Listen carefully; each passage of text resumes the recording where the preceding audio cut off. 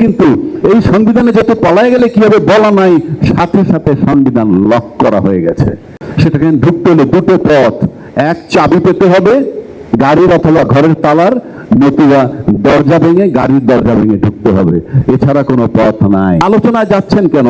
2/3 majority আপনি আছে, আপনি ভয় কিসের? এর কারণ আপনার টোটালটা অবৈধভাবে করতেছেন, আপনারা প্রত্যেকে এসির ভিতরে ঘামতেছেন। সংসদের বয়স 2 মাস হয় নাই, 1 মাস চলছে হয়তোবা। সেক্ষেত্রে আপনার শুরু থেকে এসে বলে দিলেন গণভোট মানবেন না। এবার আসেন এটার আইনি সমাধান কি এবং এটার প্রয়োজনটা কি, অত্যন্ত গুরুত্বপূর্ণ।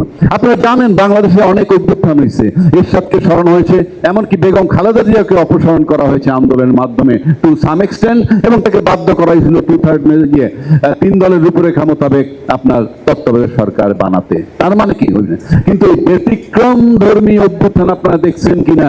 আমি যদি এটাকে বিপ্লব বলি, সারা দেশের মিডিয়া, বিজনেস কমিউনিটি, প্রশাসন এটাকে অভ্যুত্থান বলে এবং অভ্যুত্থানকারীদেরকে ক্রিমিনাল হিসেবে চিহ্নিত করার চেষ্টা করছেন।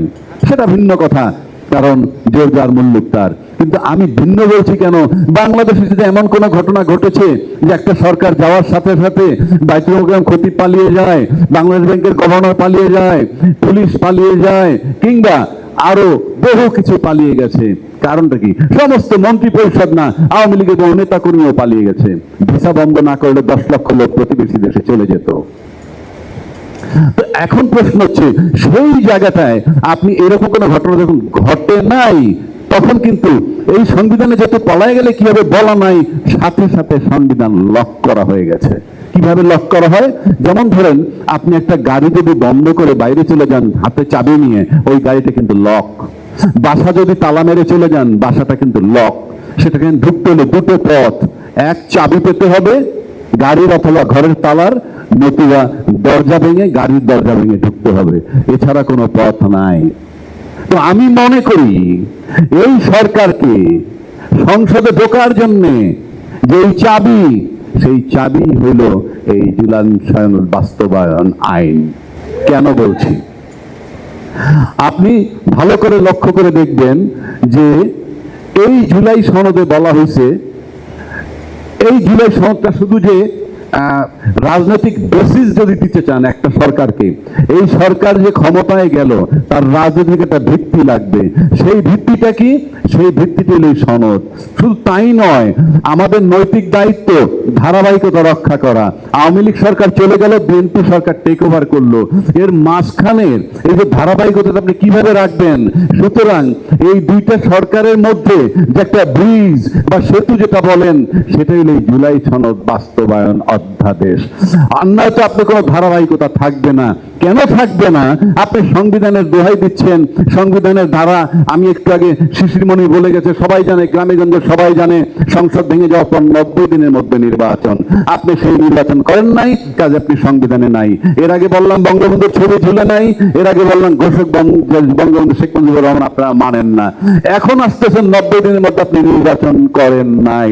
নির্বাচন যেহেতু 90 দিনের মধ্যে করেন নাই, আপনার কোনো রাইট নাই ওই সংবিধানের দোহাই দেওয়া, এবং ওই সংবিধানের জন্য ঢোকার জন্য ঢুকে যে ঠিক করবেন সেজন্য এই জুলাই সনদ দেওয়া হয়েছে। আপনি যদি এখন এই আইনের মাধ্যমে সংস্কার পরিষদ করেন, করলে পরে আপনি একটা উইন্ডো পাবেন এই বন্ধ সংবিধানের ভিতরে প্রবেশ করার জন্য। সুতরাং এটা একটা আইনি ভিত্তি দেওয়া হয়েছে। দ্বিতীয় কথা হচ্ছে, আপনারা যখন বলতেছেন কিচ্ছু পারে না, সব বেআইনি, আপনাদের সিনায় যদি এত ক্ষমতা থাকে, কালকে সকালে পার্লামেন্টে বলে দেন যে যে অধ্যাদেশ পাস হয়েছে পাস, বাকিটা বাতিল, কিছুটা একসেপ্ট করলাম, সংসদ চলমান থাকুক। আলোচনায় যাচ্ছেন কেন? 2/3 মেজরিটি আপনি আছে, আপনি ভয় কিসের? এর কারণ আপনার টোটালটা অবৈধভাবে করতেছেন, আপনারা প্রত্যেকে এসির ভিতরে ঘামতেছেন। আর যদি কেউ শীতে ঠান্ডা থাকেন, বাইরের থেকে মানুষ দেখতে আপনার কপালে ঘাম নাই, কিন্তু আপনার ভিতরে ঘাম আছে, এবং সেই কারণে আপনি বোধহয় খুব দ্রুত অনেক কিছু করতে চাচ্ছেন। ব্যারিস্টার বেলায়েত একটু আগে বলে গেল, 180 দিনের মধ্যে এই সংবিধান যদি সরকারি সিদ্ধান্ত নেয়, তাহলে তাদের মেয়াদ 180 দিন চিন্তা করা উচিত। আর আমি বলবো, তারা তো তড়িঘড়ি করছেন কেন? হোয়াট ইজ দ্য রিজনটা? আপনি কি 5 বছর থাকতে চান? যদি 5 বছর থাকতেই চাবেন, আপনি কেন বিরোধী দলকে বাধ্য করতেছেন সংসদে না টেকার। প্রশ্ন করবেন যে সংসদে তাদেরকে বের হয়ে যেতে বলছে কে? আপনি কোনো কথা শুনবেন না, 2/3 মেজরিটি পাওয়ার পর আপনি সবকিছুর ঊর্ধ্বে চলে যাবেন, তাহলে তারা ওখানে বসে কি করবে? তাহলে আমি তো মনে করি এদেরকে সংসদ থেকে বাইরে যাওয়ার জন্য এই এজেন্ডাও আপনার আছে। তা না হলে তো আপনি যদি ক্ষমতায় 5 বছর সুন্দরভাবে থাকতে চান, তাহলে তো সংসদকে প্রাণবন্ত করে আপনি জুলাই সংসদের আলোকে একটা সংস্কার পরিষদ বানিয়ে ঢুকেও তো কাজ না করতে পারেন, টাইম কিল করতে পারেন, কিন্তু আপনি তো কিছু জিনিস লাঘব করতে পারেন। আপনি কেন ইন্টেনশনালি এটা করছেন? তার মানে your intention is not good. আমি আরেকটা চ্যালেঞ্জ করে দিচ্ছি, আপনি যদি এটা ভাবেন যে রাস্তায় যদি তারা আন্দোলনের নামে আপনি পুলিশ প্রশাসন দিয়ে থামাবেন, আমি নিশ্চিত করে বলে দিচ্ছি বাংলাদেশের পুলিশ আর সেখানে যাবে না, বাংলাদেশের আর্মিও সেখানে যাবে না, কারণ তাদের স্ত্রী পুত্র কন্যা আছে।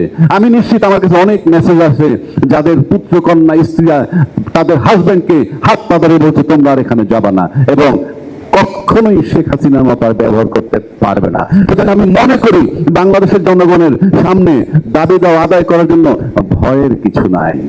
সংসদে বসে 2/3 মেজরিটি নিয়ে আপনার জন্য 2টা ওয়ে আছে সংসদে। যদি মারামারি করেন সংসদে, তাও আপনার 213 জন লোক।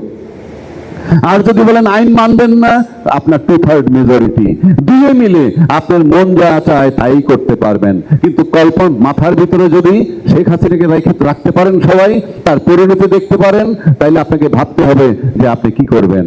আর যদি বলেন আপনাদের আইনি ভিত্তি কি, এই যে সংসদ, এই আইনি ভিত্তিতে এলে সনদ আপনাকে সম্পূর্ণ বৈধতা দিছে। এই সনদ, এই রাষ্ট্রপতির আদেশ আপনাকে বৈধতা দিছে। আবার এই রাষ্ট্রপতি একটা বিরাট করাপশন করছেন আমি মনে করি, ক্রিমিনাল অফেন্স। এই সনদের এই আদেশের 10 নম্বর অনুচ্ছেদে বলা আছে যে সংসদের প্রথম অধিবেশন যে কায়দায় ডাকা হবে, একই কায়দায় সংস্কার পরিষদের সদস্যদেরকে আমন্ত্রণ জানানো হবে। আপনি একটা পার্ট কমপ্লিট করেছেন, আপনি আরেকটা পার্ট করেন নাই, এটা আপনি ক্রিমিনাল অফেন্স করেছেন। তারপরেও কিন্তু আজকে ক্ষমতাসীন সরকার বহাল তবিয়তে আছে। আবার এই ক্ষমতাসীন সরকার বারবার বলে রাষ্ট্রপতির কাছে তারা ওট নিয়েছে, রাষ্ট্রপতির কাছে তারা ওট নিয়েছে, তারা কিন্তু সংবিধানের সরকার হিসেবে নেয় নাই, অন্তর্বর্তীকালীন সরকার হিসাবে নিয়েছে। রাষ্ট্রপতির কাছে ওট নিয়েছে, সেখানে তো আপনারাই ঠেলে দিয়েছেন। ভালো কথা, রাষ্ট্রপতির কাছে ওট নিয়েছে, তো তারা এখন কেন মানবে না? এই সমস্ত সস্তা কথা বলতেছেন আপনার তো পদে পদে। আপনার নাম্বার 1 সংবিধানে নাই, নাম্বার 2 সংবিধান ফলো করতেছেন না, নাম্বার 3 আপনার আইনি ভিত্তি হলো এই রাষ্ট্রপতির আদেশ। যদি আপনি সেটা ফলো না করেন এবং গণভোট যদি না মানেন, সময় বলে দিবে এর কনসিকুয়েন্স কি, সামাল দিতে পারবেন কিনা সেটাও মাথায় রাখতে হবে।